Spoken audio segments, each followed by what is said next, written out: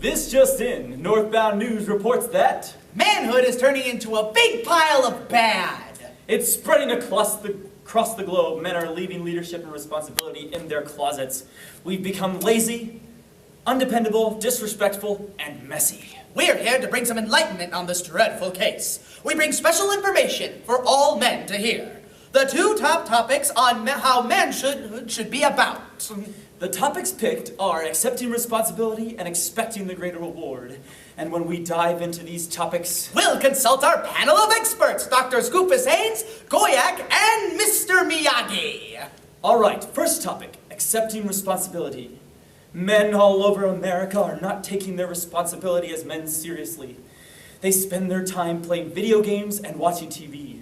Their wives work their tails off and raise the kids, while the husbands are content to let them lead. Men are so lazy, they'd think manual labor is the president of Mexico. Doctors, how should men view responsibility? Is it important for men to be leaders in their homes? Let's start with Dr. Goofus Haynes. Doctor? Men need to be responsible with their socks. The torture and or murder of socks has to stop. The giant holes, the dirty smells, the elastic stretching, it's horrible. Be responsible with your socks or prepare to be socked. Interesting point, Dr. Goofus. Now, Dr. Master Miyagi, what do you have to say about this? For men to be responsible, they must wax on, wax off. Wax on, wax off. That didn't make any sense at all. Let's go to our third doctor, Dr. Goyak, age 25, who is very manly and awesome. Please enlighten us, doctor. Well, we can look to the example of Jesus. Jesus is our ultimate example of what a biblical man should be. Jesus is in the garden the night before he is going to be crucified. And this is what he prays. He says, "Father, if it is possible, let this cup pass from me. Nevertheless, not as I will, but as you will." Jesus knew where he was going, and he knew what his Father wanted him to do, and he submitted to it. He accepted the responsibility. Now we will talk about expecting the greater reward. Men all over America are living lives that are dominated by an effort equals reward mentality. Men work all day and come home to think that they are entitled to a me time. This leads them into all kinds of bad things, such as pornography and other sexual sins. It also leads them into wasting too much time doing good things, but too much time doing fishing, hunting, and golfing. Let's once again hear from our experts. Mr. Miyagi, what do you have to say? For men to expect the greater reward, they must sand the floor, sand the floor, sand the floor. Beep. Security, we got ourselves a crazy Japanese man here. Could you please escort and permanently ban him from the building? Thanks. You know, I don't really think that guy was Japanese. Oh, we're still on! Now then, let's move to Dr. Goofus.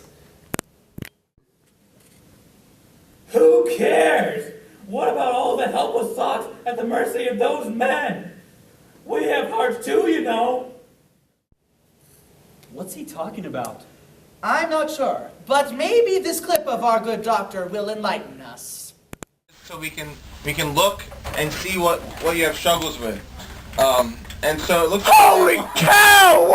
What happened to him? What did you do to him? That poor son. What did it happen to the other one? maybe. Ow! The carnage. I'm beginning to question the credibility of Dr. Goofus. Well, let's just go to Dr. Goyak now. Well, for expecting the greater reward, we could once again look to Jesus in the garden. However, I would like to go to Paul instead. He wrote the book of 2 Timothy while he was in prison, before he was going to die. And these are the words that he says. It's 2 Timothy 4, 6 through 8. "For I am already being poured out as a drink offering, and the time of my departure has come. I have fought the good fight. I have finished the race. I have kept the faith. Henceforth, there is laid up for me the crown of righteousness, which the Lord, the righteous judge, will award me on that day, and not only to me, but also to all who have loved his appearing. You see, Paul knew he was going to die, and yet he looked forward to the reward that awaited him on the other side. He didn't live a life of effort equals reward. He always looked to how he could serve God and how he could look forward to the reward that awaited him on the other side. There you have it, folks. Biblical manhood told straight. Thanks for watching. Tune in next time for this. A giant exam week is on collision course with Northland. Is failure imminent? Do you want to pass? Stay tuned for important study tips and essential information.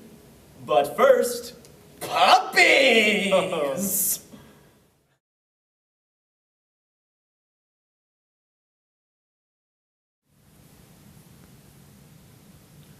Banzai! Banzai!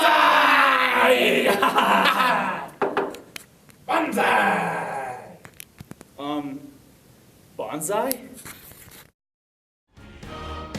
We must be swift as the coursing river, with all the force of a great typhoon, with all the strength of a raging fire, mysterious